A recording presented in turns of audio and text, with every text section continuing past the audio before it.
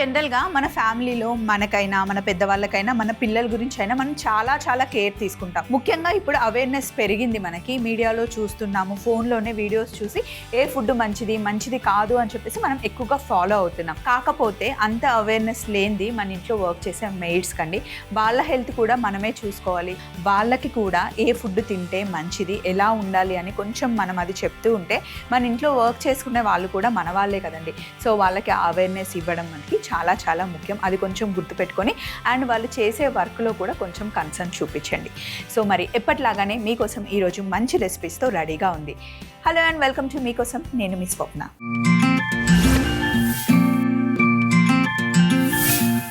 ఈరోజు ఫస్ట్ మనకి మెయిల్ రాసింది అంజలి రాశారు. కాలీఫ్లవర్ అగ్లూటిన్ ఈరోజు మనం చేస్తున్నాము. హాయ్ స్వప్న. హలో అంజలి. నాకు అంజలి పేరంటే చాలా చాలా ఇష్టం, బాగుంటుంది. చిన్నప్పుడు అంజలి మూవీ చూసిన తర్వాత క్యూట్గా అనిపిస్తుంది ఆ నేమ్.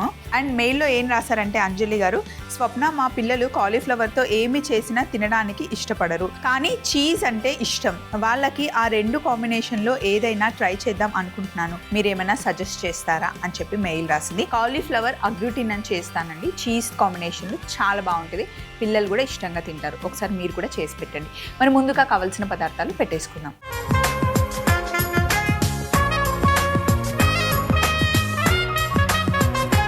ఇప్పుడు మనం కాలీఫ్లవర్ ఆగ్రాటిన్ చేస్తున్నాము. మంచి కాంటినెంటల్ డిష్, చాలా సింపుల్గా అయిపోతుంది, ఎవరైనా కూడా కుక్ చేసేయచ్చు. అంతేకాకుండా చాలామంది ఇష్టంగా తింటారు. ముఖ్యంగా పిల్లలతో మనం కాలీఫ్లవర్ తినిపించడం చాలా కష్టం కదా, ఇప్పుడు ఈజీ.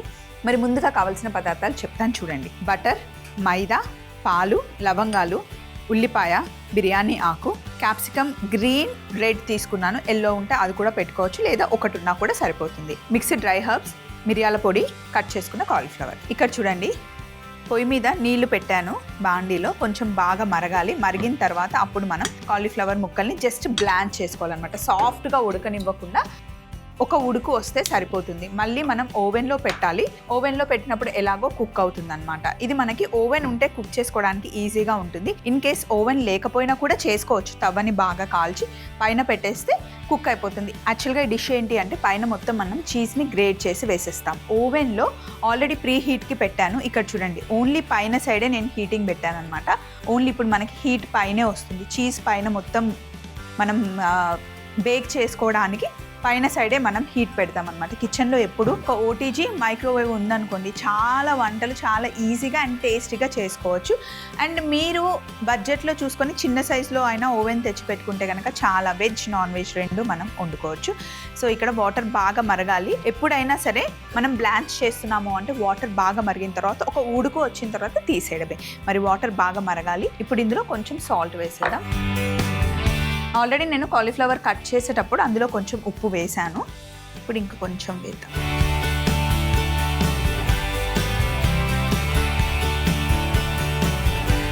నీళ్ళు బాగా మరుగుతున్నాయి.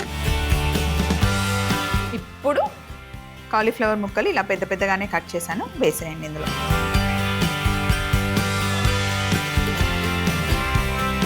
జస్ట్ ఒక ఉడుకు రావాలి. ఈ లోపల స్ట్రైనర్ రెడీగా పెట్టుకుందాం. ఒక బౌల్ కూడా రెడీగా పెట్టేసుకుందాం.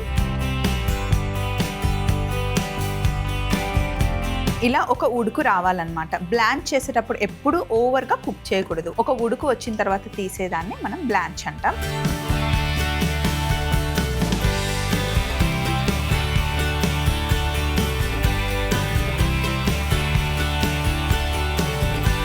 Stove off చేసేస్తున్నా.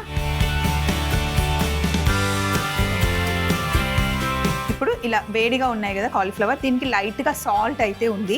కట్ చేసేటప్పుడు కొంచెం ఉప్పు వేసాను, ఉడికించేటప్పుడు కూడా ఉప్పు వేసాను, కాబట్టి ఈ పీసెస్కి లైట్గా ఉప్పు అయితే పట్టుకొని ఉంది. ఇప్పుడు మనం ఏం చేయాలి అంటే ఇందులో కొద్దిగా మిరియాల పొడి, వేడిగా ఉన్నప్పుడు వేస్తేనే పీసెస్కి మంచిగా పట్టుకుంటుంది.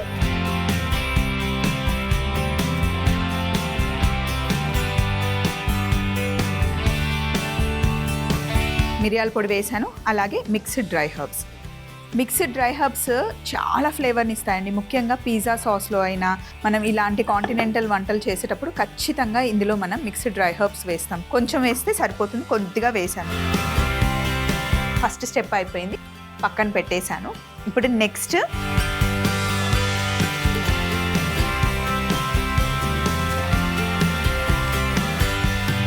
పొయ్యి మీద ఇంకొక ప్యాన్ పెట్టాను. ఇప్పుడు మనం వైట్ సాస్ చేసుకోవాలి. దీంట్లో ఎక్స్ట్రా ఫ్లేవర్స్ ఇవ్వడానికి నేను ఉల్లిపాయ తీసుకున్నాను అండ్ లవంగాలు. చూడండి ఇక్కడ ఉల్లిపాయలు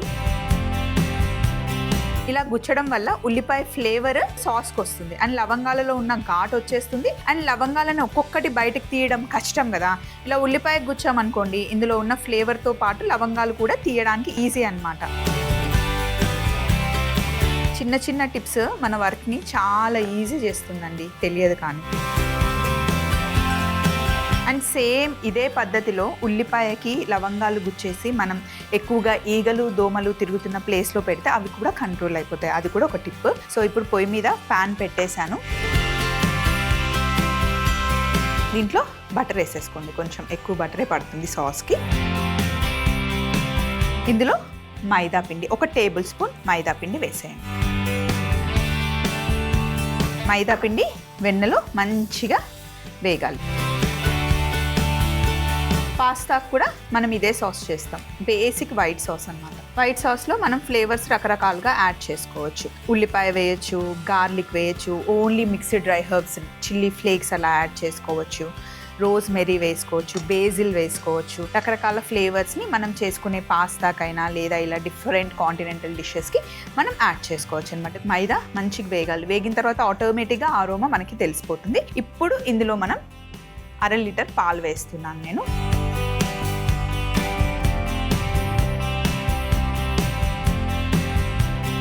బాగా కలపాలి.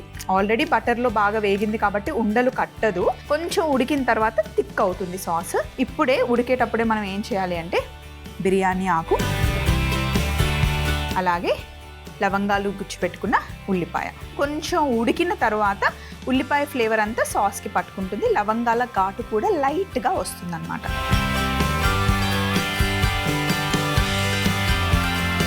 ఇప్పుడు ఇందులో కొద్దిగా ఉప్పు వేసుకున్నాం. మనం మరీ ఎక్కువ సాల్ట్ వేయకూడదండి, ఎందుకంటే చీజ్ కూడా యాడ్ చేయబోతున్నాం. చీజ్లో సాల్ట్ ఉంటుంది. చూడండి ఫస్ట్ వేసినప్పుడు పల్చగా ఉంది కదా, మైదా వన్స్ కుక్ అయిన తర్వాత థిక్ అవుతుంది.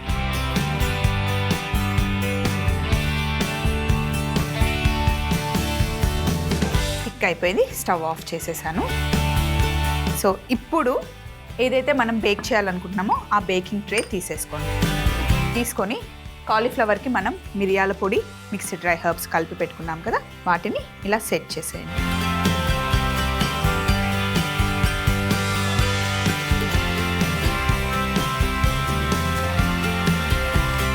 సో ఇలా సెట్ చేసిన తర్వాత ఉల్లిపాయని తీసేయండి. బే లీఫ్ని కూడా మనం తీసేయాలి. ఆ ఫ్లేవర్స్ అన్నీ ఆల్రెడీ సాస్కి వచ్చేస్తాయి. సో ఇప్పుడు వీటి అవసరం ఏమి ఉండదు. ఇంకా వన్స్ కుక్ అయిపోయిన తర్వాత వీటిని తీసేయాలి. జస్ట్ ఆ ఫ్లేవర్స్ని సాస్లో యాడ్ చేయడానికి మనం అవి వేస్తాం. ఇప్పుడు ఈ సాస్ని పైనుండి ఇలా వేసుకోండి.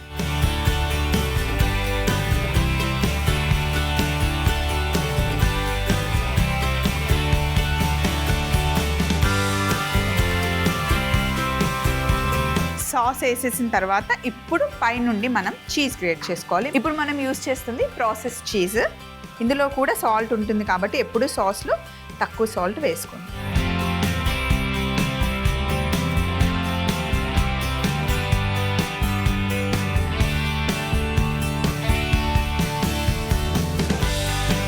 చీజ్ అయితే మంచిగా వేసుకోండి. చీజ్తోనే యాక్చువల్లీ టేస్ట్. ముఖ్యంగా మనం సర్వ్ చేస్తుంది పిల్లలకు కాబట్టి చీజ్ మంచి ప్రోటీన్, ఇంకా మంచి కాల్షియం కూడా. సో పిల్లలేంటి, మనం కూడా చాలా ఇష్టంగా తింటాం. ఫస్ట్ థింగ్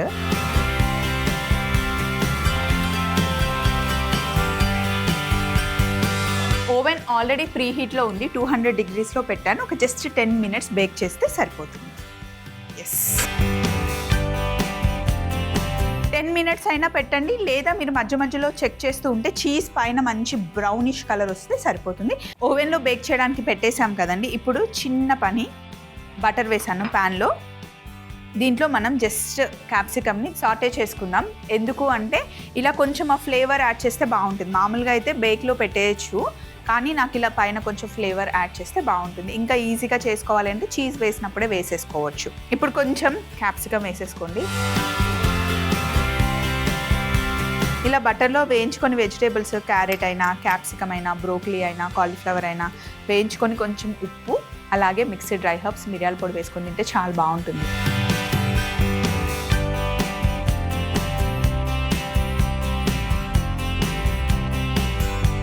ఇందులో కొంచెం ఉప్పు అండ్ మిక్స్డ్ డ్రై హర్బ్స్ వేసేయండి.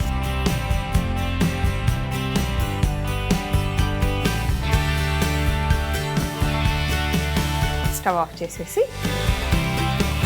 ఒకసారి ఓవెన్ని చెక్ చేద్దాం. ఎస్, కలర్ వచ్చేసింది పర్ఫెక్ట్గా. పైన బయటకు తీసుకోవడమే.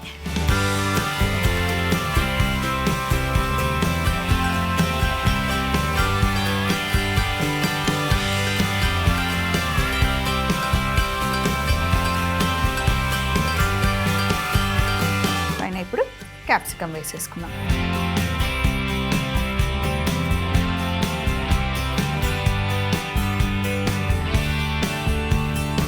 సో కాలీఫ్లవర్ ఆగ్రోటిన్ రెడీ అయిపోయింది. మరొకసారి తయారీ విధానం మీరు చూస్తూ ఉండండి. నెక్స్ట్ మెయిల్తో నేను రెడీగా ఉంటాను. కాలీఫ్లవర్ ఆగ్రోటిన్ తయారీ విధానం: ముందుగా మరుగుతున్న నీళ్ళల్లో కొంచెం ఉప్పు వేసి కాలీఫ్లవర్ ముక్కలు వేసి బ్లాండ్ చేసుకొని ఒక బౌల్లోకి తీసుకొని మిరియాల పొడి, మిక్స్డ్ డ్రై హర్బ్స్ వేసి కాలీఫ్లవర్ ముక్కలకి పట్టించి పక్కన పెట్టుకోవాలి. తరువాత ఒక పాన్ లో బటర్ కాస్త వేడి చేసుకొని అందులో మైదా పిండి వేసి వేయించుకొని పాలు కూడా వేసి బాగా కలిపి బిర్యానీ ఆకు, లవంగాలు గుచ్చుకున్న ఉల్లిపాయ ముక్క పెట్టి ఉప్పు కూడా వేసి దగ్గరగా వచ్చేంత వరకు కుక్ చేసుకుంటే వైట్ సాస్ రెడీ అవుతుంది. ఇప్పుడు బేకింగ్ ట్రే తీసుకొని అందులో మనం ముందుగానే బ్లాంచ్ చేసి పెట్టుకున్న కాలీఫ్లవర్ ముక్కలు, వైట్ సాస్, చీజ్ గ్రేట్ చేసుకొని 200 డిగ్రీలలో 10 నిమిషాలు బేక్ చేసుకున్న తర్వాత ఒక పాన్ లో కొద్దిగా బటర్, క్యాప్సికమ్ ముక్కలు, ఉప్పు వేసి మిక్స్డ్ డ్రై హర్బ్స్ వేసి లైట్ గా ఫ్రై చేసుకొని బేక్ చేసుకున్న దానిపైన వేసుకుంటే ఎంతో టేస్టీ అయిన కాలీఫ్లవర్ ఆగ్రోటిన్ రెడీ. ఈ రోజు మన సెకండ్ రెసిపీ గుత్తి వంకాయ రొయ్యల కూర. గుత్తి వంకాయ అదిరిపోతుంది, రొయ్యల కూర బాగుంటుంది. రెండింటిని కలిపి కాంబినేషన్ చేస్తే అద్దరహో అన్నమాట.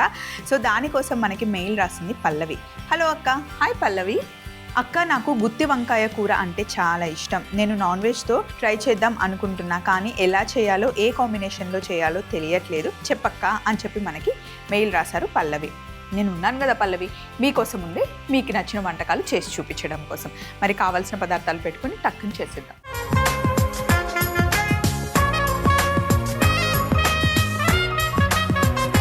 సో ఇప్పుడు మనం గుత్తి వంకాయ రొయ్యల కూర చేస్తున్నాము, రెండిటి కాంబినేషన్లో. పొయ్యి మీద నూనె రెడీగా ఉంది, అది వేడయ్యే లోపల ఇక్కడ చూడండి టమాటా ముక్కలు, ఉల్లిపాయలు, పచ్చిమిర్చి, జీలకర్ర, ధనియాల పొడి, పసుపు, అల్లం వెల్లుల్లి పేస్ట్, కారం, జీలకర్ర పొడి, గరం మసాలా, కట్ చేసుకున్న వంకాయలు, అలాగే కడిగి పెట్టుకున్న రొయ్యలు. సో ఫస్ట్ ఏంటి అంటే ఇక్కడ స్టవ్ ఆన్ చేసి ఆయిల్ని షిఫ్ట్ చేసేస్తా. ఈ లోపల మనం ఉల్లిపాయల్ని వేయించుకోవచ్చు. గుత్తి వంకాయ చేసేటప్పుడు ఎప్పుడైనా సరే వంకాయల్ని ముందు డీప్ ఫ్రై చేస్తే బాగుంటుంది అన్నమాట, సాఫ్ట్గా కుక్ అయిపోతాయి. ఆయిల్ ఇటు పెట్టేశాను, ఇంకొక గిన్నె ఇటు సైడ్ పెట్టుకున్నాను. ఇందులో మనం నూనె వేసుకోవాలి. Simple basic onion tomato gravy ఇప్పుడు మనం చేసుకుంటున్నాం. నూనె వేడెక్కాక ఇందులో కాస్త జీలకర్ర వేసుకోవాలి. మీకు కొంచెం ఆ మసాలా ఫ్లేవర్ రావాలి అంటే సాజీరా వేసుకోండి, లేదా జీరా ఫ్లేవర్ రావాలి అంటే జీలకర్ర వేసుకోవచ్చు. అలాగే ఇందులో పచ్చిమిర్చి,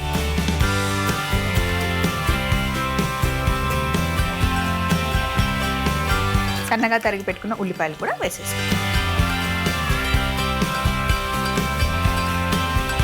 ఇప్పుడు ఇందులో ఉప్పు వేద్దాం.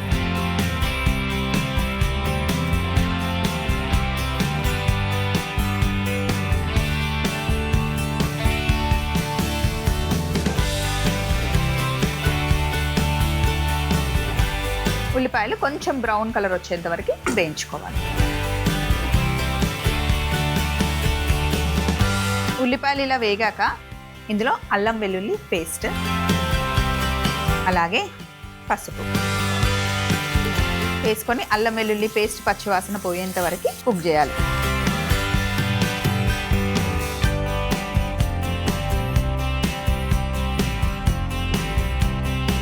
ఇప్పుడు ఇందులో రొయ్యల్ని వేసేసుకోవాలి. రొయ్యలు చాలా ఫాస్ట్గా కుక్ అయిపోతాయి. రొయ్యల్ని మనం వాష్ చేసేటప్పుడు కొంచెం వెనిగర్ వేసి చేస్తే కనుక ఆ నీచు వాసన రాకుండా ఉంటుంది.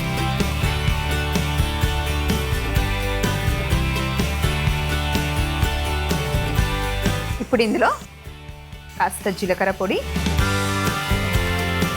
గరం మసాలా, ధనియాల పొడి, ఇంకా కారం. జస్ట్ ఈ మసాలాలో రొయ్యల్ని కొంచెం వేగనివ్వాలి.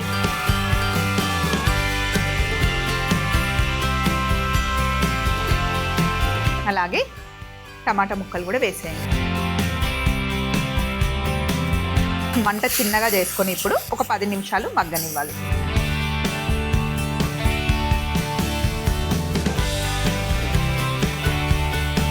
అలాగే ఇక్కడ పొయ్యి మీద నూనె వేడెక్కింది. గుత్తి వంకాయకి ఎలా కట్ చేసుకుంటామో అలా కట్ చేసుకొని నూనెలో వేసేయాలి.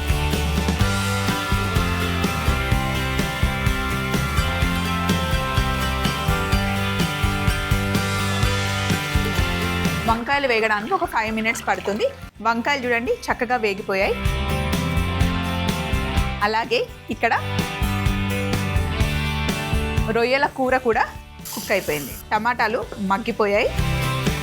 ఇప్పుడు ఫ్రై చేసుకున్న వంకాయల్ని జస్ట్ ఇలా ఆయిల్ రాకుండా ఇందులో వేసేయాలి. ఒక 90% ఇక్కడ వంకాయలు కుక్ అయిపోతాయి అండ్ 10% అక్కడ కర్రీలో మగ్గిపోతాయి.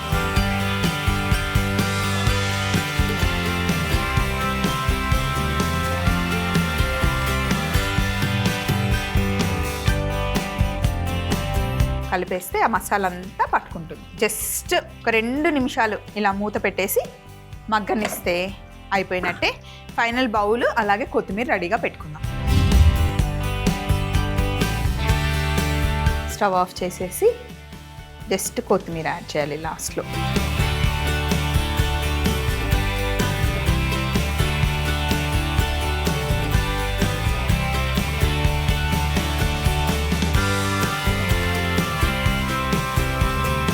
రొయ్యలు ఇంకా వంకాయ కాంబినేషన్, రొయ్యలు చేపల కాంబినేషన్ బాగుంటుంది.